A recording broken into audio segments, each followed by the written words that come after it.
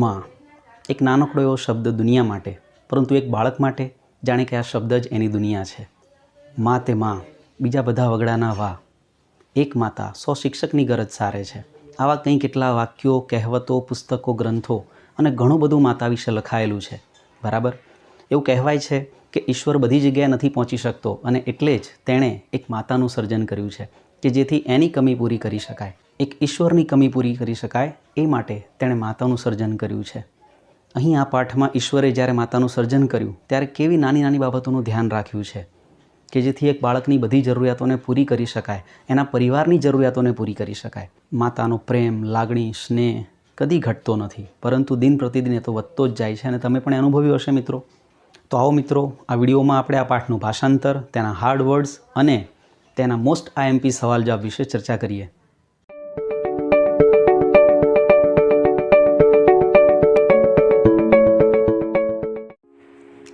અમારી ચેનલને સબસ્ક્રાઇબ કરો અને બેલ આઇકન પ્રેસ કરો.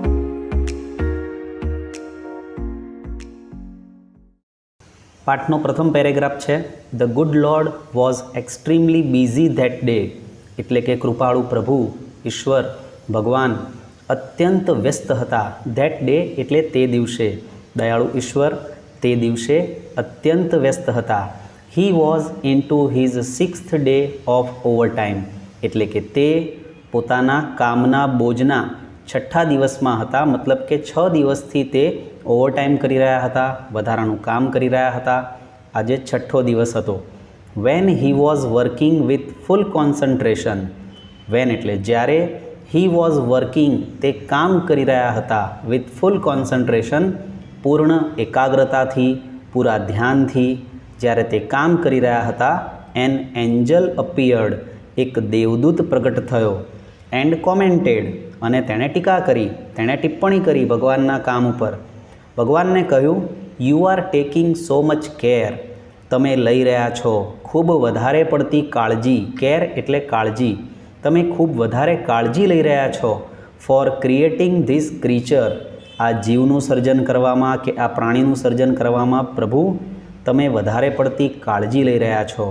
તો આ પેરેગ્રાફ પરથી આપણો પ્રથમ પ્રશ્ન છે, why was the lord extremely busy. શા માટે ઈશ્વર અત્યંત વ્યસ્ત હતા? એવું કયું કામ કરી રહ્યા હતા ઈશ્વર કે તે અત્યંત વ્યસ્ત હતા? તો તમે જાણો જ છો મિત્રો કે તે એક જીવનું સર્જન કરી રહ્યા હતા અને તે પોતાના કામમાં 6થા દિવસમાં હતા. બરાબર, 6 દિવસથી તે ઓવરટાઈમ કરી રહ્યા હતા. તો આન્સર લખીશું આપણે, the Lord was extremely busy. બરાબર, સવાલમાં વોઝ ધ લોર્ડ હતું. જવાબ લખતી વખતે ધ લોર્ડ આગળ લખીશું, વોઝને આપણે ક્રિયાપદ તરીકે પાછળ લખીશું. The Lord was extremely busy. ઈશ્વર અત્યંત વ્યસ્ત હતા. બિકોઝ કારણ કે he was creating a creature. તે એક જીવનું સર્જન કરી રહ્યા હતા, એક પ્રાણીનું સર્જન કરી રહ્યા હતા. એન્ડ અને was into the 6th day of overtime. અને કામનો બોજનો 6થો દિવસ હતો. બરાબર, એટલે કે 6 દિવસથી તે ઓવરટાઈમ પણ કરી રહ્યા હતા. એટલા માટે ઈશ્વર અત્યંત વ્યસ્ત હતા. ઓકે, સેકન્ડ ક્વેશ્ચન જોઈએ. What did the angel comment. દેવદૂતે શું ટીકા કરી? દેવદૂતે શું ટિપ્પણી કરી? તો અહીં ડીડ આપેલું છે સવાલમાં, કોમેન્ટ છે તો ડીડ છે એટલે આપણે ક્રિયાપદ કોમેન્ટનું ભૂતકાળ કોમેન્ટેડ કરવું પડશે જવાબ લખીશું ત્યારે. ઓકે, તો શરૂ કરીએ આપણો answer. The angel commented that એટલે કે દેવદૂતે ટીકા કરી કે the Lord was taking so much care.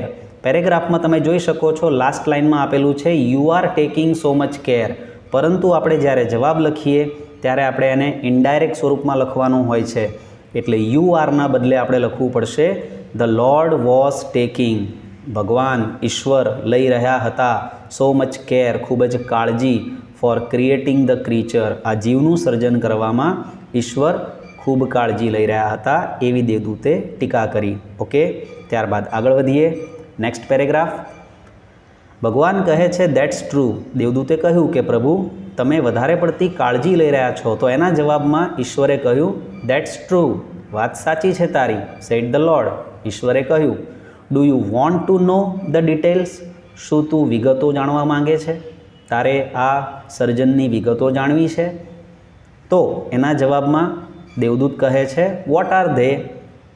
શું છે તે વિગતો? The angel was curious.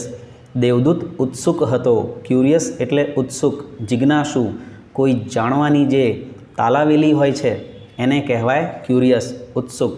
બરાબર છે? તો દેવદૂત ઉત્સુક હતો એ જાણવા માટે. પ્રભુ બોલ્યા, ઈશ્વર બોલ્યા, all her parts should be movable. ઈશ્વરે કહ્યું કે તેના બધા જ અંગો શુડ બી મૂવેબલ, હલનચલન કરી શકે તેવા હોવા જોઈએ. એન્ડ રિપ્લેસેબલ, બદલી શકાય તેવા. ટુ એટલે પણ. બરાબર? મૂવેબલ એન્ડ રિપ્લેસેબલ ટુ એટલે કે હલનચલન કરી શકે તેવા અને બદલી શકાય તેવા પણ હોવા જોઈએ. શી હેઝ અ લેપ. તેને એક ખોળો છે. ધેટ ડિસઅપિયર્સ, જે ગાયબ થઈ જાય છે, અદૃશ્ય થઈ જાય છે. વેન સી સ્ટેન્ડ્સ અપ, જ્યારે તે ઊભી થાય છે ત્યારે તેનો ખોળો ગાયબ થઈ જાય છે. આ બધી એની ખાસિયતો છે, એની વિગતો છે. ત્યારબાદ ઈશ્વર કહે છે, આઈ હેવ ટુ એન્ડોવ હર. મારે તેને પ્રદાન કરવાનું છે, મારે તેને આપવાનું છે. વિથ અ કિસ, એક ચુંબન આપવાનું છે. ધેટ કેન ક્યોર એવરીથિંગ, જે દરેક વસ્તુને મટાડી શકે, દરેક તકલીફને મટાડી શકે એવું એક ચુંબન મારે આ સર્જનની અંદર મૂકવાનું છે.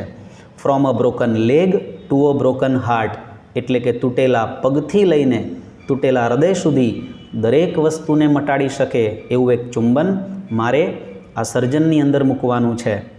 મોર ઓવર એટલે તદુપરાંત, તે સિવાય, ઉપરાંત. શી હેઝ ટુ હેવ, તેણીને હોવા જોઈશે. 6 pairs ઓફ હેન્ડ્સ, 6 જોડી હાથ. આ સર્જનને 6 જોડી હાથ પણ હોવા જોઈશે. શી મસ્ટ બી એબલ, તે સક્ષમ હોવી જ જોઈશે. અહીં મસ્ટનો ઉપયોગ થયો છે.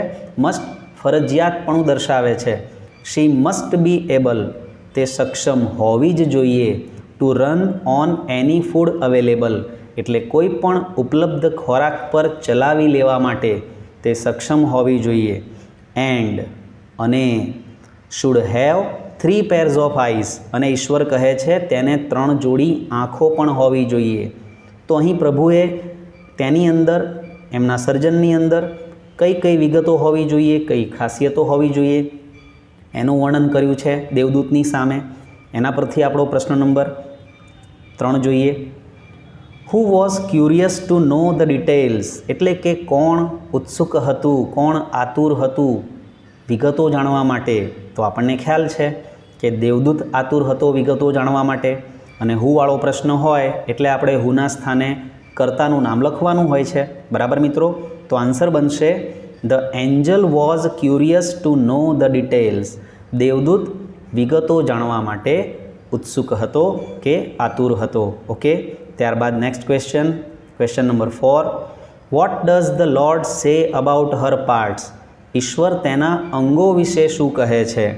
તેના શરીરના ભાગો વિશે ઈશ્વર શું કહે છે? તો અહીં સવાલમાં ડઝ આપ્યું છે મિત્રો અને સે છે. તો જવાબ લખતી વખતે આપણે સેને એસ લગાડવો પડશે. બરાબર? સાદા વર્તમાનકાળના નિયમ પ્રમાણે. તો આન્સર લખીશું આપણે અને ડઝ પછી આપણો આન્સર સ્ટાર્ટ થશે. ધ લોર્ડ સેઝ ધેટ, ઈશ્વર કહે છે કે ઓલ હર પાર્ટ્સ, તેના બધા જ અંગો, તેના બધા જ ભાગો શુડ બી મૂવેબલ એન્ડ રિપ્લેસેબલ, તેના અંગો કેવા હોવા જોઈએ? હલનચલન કરી શકે તેવા. એન્ડ રિપ્લેસેબલ એટલે બદલી શકાય તેવા હોવા જોઈએ. ઓકે, ત્યારબાદ question number 5. What is the speciality of her lap, તેના ખોળાની શું વિશેષતા છે અથવા તેના ખોળાની શું ખાસિયત છે? ઈશ્વર જે સર્જન કરી રહ્યા છે એમાં તેમને એક ખોળો મૂક્યો છે, તો એની વિશેષતા શું છે? તો એનો આન્સર લખીશું આપણે. હર લેપ ડિસઅપિયર્સ, તેનો ખોળો ગાયબ થઈ જાય છે. વેન સી સ્ટેન્ડ્સ અપ, જ્યારે તે ઊભી થાય છે ત્યારે એનો ખોળો ગાયબ થઈ જાય છે, અદૃશ્ય થઈ જાય છે.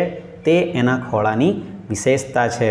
ઓકે, સવાલમાં આપણને ઇઝ આપ્યું હતું પણ જવાબમાં ક્યાંય ઇઝ નથી આવતું મિત્રો, કારણ કે એનો જવાબ મૂળ ક્રિયાપદથી થાય છે. એટલા માટે હર લેપ પછી ડિસઅપિયર્સ લખવાનું છે. ઇઝનો ઉપયોગ આપણે ક્યાંય કરવાનો નથી. ઓકે, આગળ વધીએ. સવાલ number 6. What can Har kiss do, તેનું ચુંબન શું કરી શકે છે? ઈશ્વરે પોતાના સર્જનને એક ચુંબન આપ્યું છે, પ્રદાન કર્યું છે. એ ચુંબન શું કરી શકે છે? તો અહીં કેન સહાયકારક ક્રિયાપદને આપણે કર્તાની પાછળ લઈ જવાનું છે. કર્તા છે હર કિસ, તેને આપણે આગળ લખીશું. તો જવાબ બનશે હર કિસ કેન ક્યોર, તેનું ચુંબન મટાડી શકે છે. એવરીથિંગ, દરેક વસ્તુને. From a broken leg to a broken heart, તૂટેલા પગથી લઈ તૂટેલા હૃદય સુધી દરેક વસ્તુને તે મટાડી શકે છે. ઓકે, ત્યારબાદ next question number 7. How many eyes and hands should she have? How many eyes, કેટલી આંખો, એન્ડ હેન્ડ્સ, કેટલા હાથ, શુડ સી હેવ, તેને હોવા જોઈએ. તો તમને ખ્યાલ છે કે તેને 6 જોડી હાથ હોવા જોઈએ અને 3 જોડી આંખો હોવી જોઈએ. રાઈટ? તો આન્સર બનશે આપણો. આન્સર લખતી વખતે ધ્યાન રાખવાનું છે કે શુડ શી હેવ છે, જવાબ લખીશું ત્યારે શી શુડ હેવ કરતાં આગળ અને શુડ પાછળ. ઓકે, તો આન્સર બનશે she should have 3 pairs of eyes, તેણીને હોવી જોઈએ 3 જોડી આંખો, એન્ડ 6 pairs of hands, અને 6 જોડી હાથ હોવા જોઈએ. બરાબર? ચાલો મિત્રો આગળ વધીએ. નેક્સ્ટ પેરેગ્રાફ છે the angel shook his head slowly, એટલે કે દેવદૂતે તેનું માથું ધીમેથી હલાવ્યું. એન્ડ સેડ, અને કહ્યું અ માઇટી ઇમ્પોસિબલ ટાસ્ક, એક શક્તિશાળી અને અશક્ય કાર્ય છે. આઈ સપોઝ, હું ધારું છું. 6 pair of hands, 6 જોડી હાથ, નો વે, કોઈ રસ્તો જ નથી. દેવદૂતને ઈશ્વરનું આ કાર્ય અશક્ય લાગે છે. એણે સાંભળ્યું કે 6 જોડી હાથ મૂકવાના છે, 3 જોડી આંખો મૂકવાની છે. આટલું બધું તો કેવી રીતે શક્ય છે એક સર્જનની અંદર? એટલે તે કહે છે કે પ્રભુ, આ તો અશક્ય કાર્ય છે, શક્તિશાળી કાર્ય છે. હું ધારું છું કે આવું ન થઈ શકે. 6 જોડી હાથ, કોઈ ઉપાય જ નથી. No way. તો ઈશ્વર કહે છે નો, ના ભાઈ ના. These hands are not a problem for me. These hands are not a problem for me. આ હાથ મારા માટે સમસ્યા નથી. It is the 3 pairs of eyes, એ તો 3 જોડી આંખો છે સમસ્યા. That the mothers have to have, જે માતાઓને હોવી જોઈએ. સમસ્યા હાથની નથી, સમસ્યા તો આંખોની છે.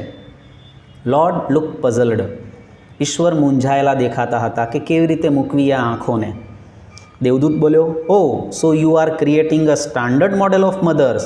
અરે, તો શું તમે માતાઓનો એક આદર્શ નમૂનો સર્જી રહ્યા છો? તમે માતાઓના એક આદર્શ નમૂનાનું સર્જન કરી રહ્યા છો પ્રભુ. બટ 3 pairs ઓફ આઈઝ, પરંતુ પ્રભુજી 3 જોડી આંખો? વોટ ફોર, શેના માટે? 3 જોડી આંખો શેના માટે? ધ એન્જલ ગોટ ઇન્ટરેસ્ટેડ, દેવદૂતને એ વાતમાં રસ પડ્યો કે પ્રભુ 3 જોડી આંખો શા માટે મૂકી રહ્યા છે આ સર્જનમાં. ભગવાન એનો જવાબ આપે છે, કહે છે 1 pair that sees her children, એક જોડી આંખ that sees her children, જોશે એના બાળકોને. થ્રુ ક્લોઝડ ડોર્સ, બંધ દરવાજાઓમાંથી એક જોડી આંખ તેના બાળકોને જોશે. અનધર પેર, બીજી જોડી, to look at the children, બાળકની સામે જોવા માટે.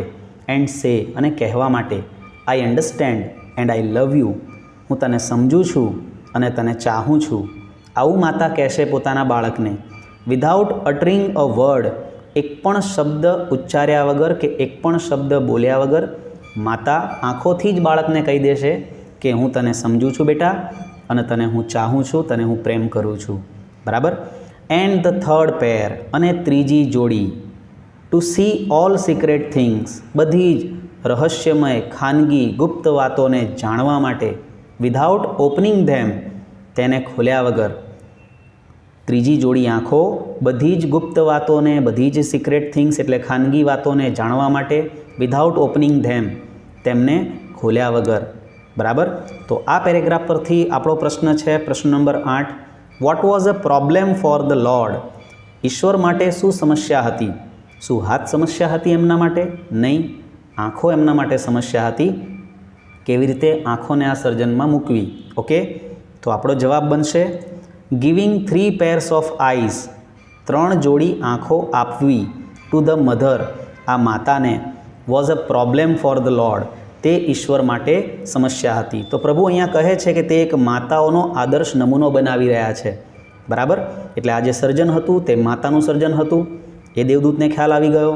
તો માતાના આ નમૂનાને, આ મોડેલને 3 જોડી આંખો પ્રદાન કરવી કે આપવી was A problem for the lord. તે ઈશ્વર માટે એક સમસ્યા હતી. ત્યારબાદ નેક્સ્ટ ક્વેશ્ચન જોઈએ, question number 9. What was the Lord creating? ઈશ્વર શું સર્જન કરી રહ્યા હતા? ઈશ્વર શું સર્જન કરી રહ્યા હતા મિત્રો? તો ઈશ્વર એક આદર્શ માતાઓનો નમૂનો બનાવી રહ્યા હતા. બરાબર, તો જવાબ બનશે ધ લોર્ડ વોઝ ક્રિએટિંગ. સવાલમાં વોઝ ધ લોર્ડ ક્રિએટિંગ હતું, પરંતુ જવાબ લખતી વખતે કરતા ધ લોર્ડ આગળ આવશે અને વોઝ ક્રિએટિંગ પાછળ. Okay, the Lord was creating. ઈશ્વર સર્જન કરી રહ્યા હતા a standard model of a mother. માતાઓનો એક આદર્શ નમૂનો સર્જી રહ્યા હતા ઈશ્વર. ઓકે, ત્યારબાદ next question, question number 10. What will the first pair of eyes do? પ્રથમ જોડ આંખો શું કરશે? પહેલી જોડી આંખો જે છે તે શું કરશે? તો લાસ્ટ પેરેગ્રાફમાં આપણે જોઈ શકીએ છીએ ફર્સ્ટ લાઇનમાં, one pair that sees her children. Okay, તો જવાબ લખીશું આપણે, સવાલમાંથી શરૂ કરીશું. The first pair of eyes will see the children. એટલે કે પ્રથમ જોડ આંખો જોશે બાળકોને થ્રુ ક્લોઝડ ડોર્સ, બંધ દરવાજાઓમાંથી. ઓકે, ત્યારબાદ નેક્સ્ટ ક્વેશ્ચન જોઈએ, question number 11. Vote will the second pair of eyes do? બીજી જોડ આંખો શું કરશે? એટલે કે બીજી જોડ આંખોનું કાર્ય શું છે?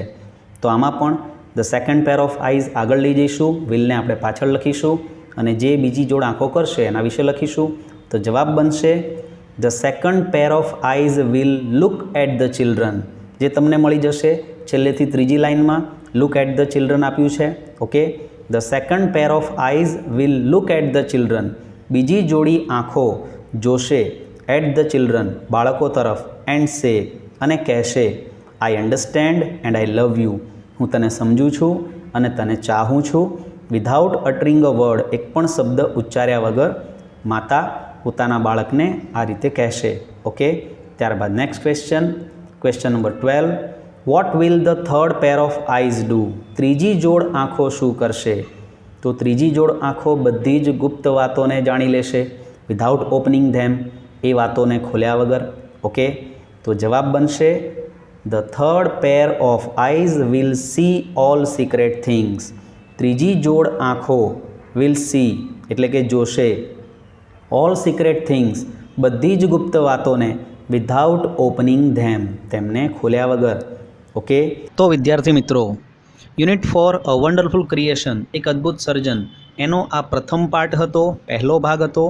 બીજા ભાગમાં આપણે પાઠ પૂરો કરીશું. આશા રાખું છું કે તમને આ વિડીયો પસંદ આવ્યો હશે. જરૂરથી અમારા વિડીયોને લાઇક કરજો, શેર કરજો અને જો અમારી ચેનલને સબસ્ક્રાઈબ ન કરી હોય હજુ સુધી તો ચોક્કસથી સબસ્ક્રાઈબ કરજો. Okay, good bye.